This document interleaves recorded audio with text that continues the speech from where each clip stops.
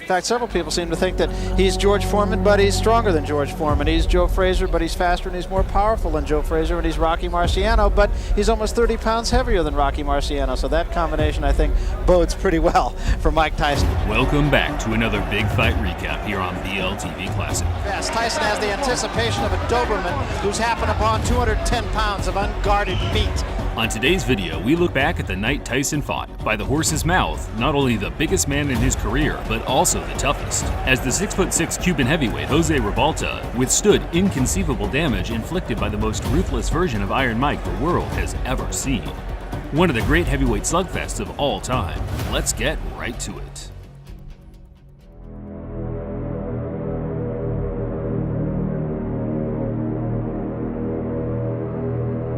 At 5'10½", Mike Tyson was significantly the shortest heavyweight contender ranked by the Ring Magazine's top 10 in the fall of '86. Many boxing fans will remember this era as the New Age, the land of the giants, with the large majority of top contenders and champions from here on out standing in excess of 6'4". Primo Carnera, a heavyweight boxer called the Monster by Time magazine. There have been many tall contenders and champions in the past, with Jess Willard and Primo Carnera being prime examples of towering fighters often branded as unskilled behemoths, circus acts whose achievements in the sport are credited strictly to their advantage in size and weight.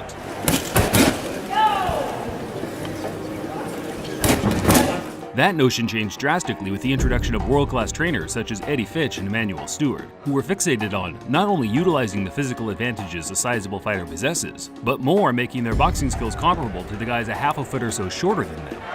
But right now, Lennox Lewis is giving an old-fashioned whooping to David Tua. Once Riddick Bowe and Lennox Lewis became the dominant force in the division, big men have ruled the roost ever since.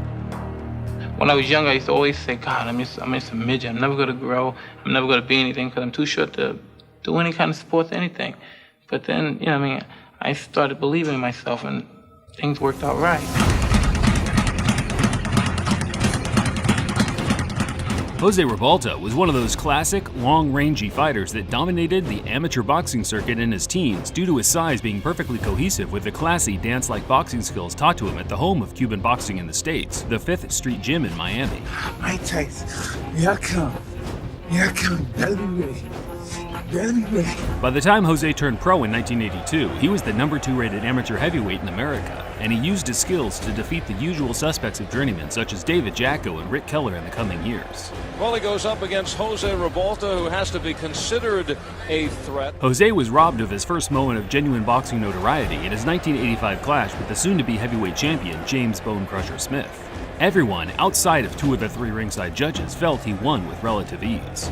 However, dubious decisions are unfortunately a part of the game, and as many fighters have displayed in the past, early setbacks can either make or break a character. And during the Tyson build-up in July 1986, Jose seemed to be peaking, not only physically, but mentally, certain he would be the man to stop Tyson's 25-fight unbeaten streak. There's a man that could beat Mike Tyson, is Jose Rebalta. There's going to be a lot of people surprised down in Miami when he knocks him out. When Mike Tyson hurts a guy, he puts him to sleep.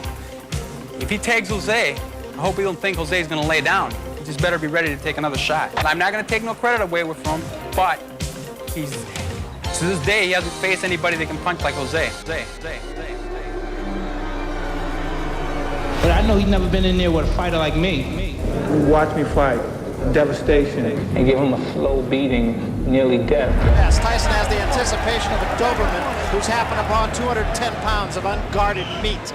Tyson met Rebalta at the Trump Plaza Hotel in Atlantic City on August 17, 1986.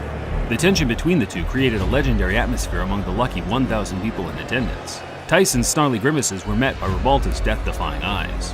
It was clear to the viewing audience that they were in for a special night of heavyweight boxing action. Just as expected, Tyson is right in the chest of Rebalta. Left hand, but all time. Big right hand again. Again, just tremendous body shots, and what an uppercut. Counter right hand by Mike Tyson was invited. And there was an uppercut. What a shot. A classic right hook to the body, right uppercut combo put Rebalta down at the end of the second round. The sheer power of the uppercut would have been enough to send 99.9% of every human on Earth to the shadow realm. Yet, to the crowd's surprise, Rebalta made it back to his feet with enough stability to slug it out until the end of the round.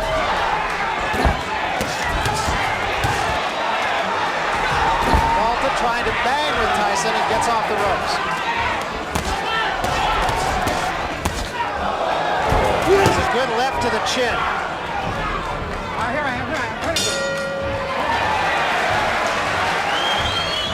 Acknowledging Rebalta's resilience, Tyson elected for the water in the basement approach in the next few rounds, hammering Jose to the body to try and soften his core.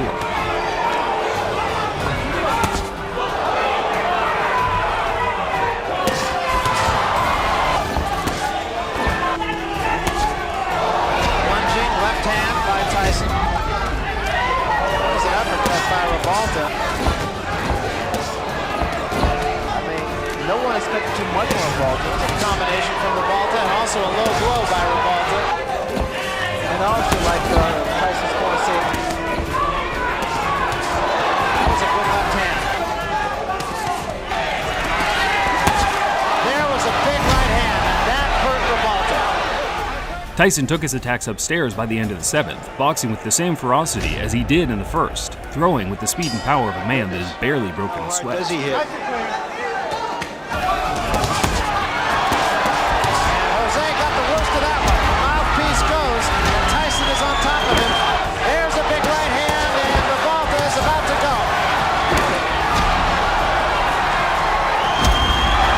This thing. Another big right hand, back to the body. There is no swing, and there's a smashing left hand, and wisely, Tyson seems shocked that Rebalta had made it to his feet again. Yet, instead of taking his feet off the gas and cruising to a unanimous decision, he wanted to entertain the fans by closing the show. Oh, another big left hand. That's a fighter.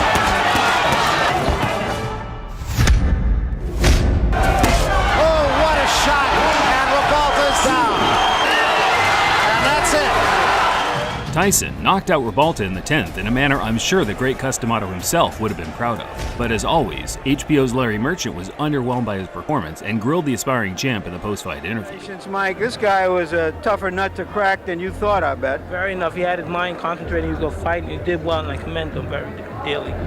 What made him so tough? The fact that he fought back, unlike the other fighters who've taken you this far? Most definitely, he fought back, and he had the idea in his mind he wasn't going to get knocked out. But as you notice, he was knocked down, but wasn't knocked out because he had his mind conscious of that. Are there too many expectations of you, Mike? Do you think that if you're in a bind, that if you don't knock him out early, if you knock him out early, everybody says the other guy was a bum. If it goes this far, everybody says you can't hit that hard. Well, what can I say? This happened. Tyson showed a lot of class in his response by simply acknowledging that Rebalta was as tough and game as they come. In an interview for Ring Magazine in 2014, Tyson named Rebalta as the most durable fighter he'd ever faced, along with the strongest, claiming that the Cuban was very strong in clinches. His professional record, 32 wins, 9 defeats. If Tyson had never met Rebalta, I doubt that there'd be even a single person who would have expected him to put up such a brave effort against a prime Mike Tyson, because after the match, his career went more or less down the drain, certifying himself as a bona fide journeyman by his mid-20s. Rebalta retired after 5 straight losses in 1999, yet to this day, he still wants a rematch with Tyson.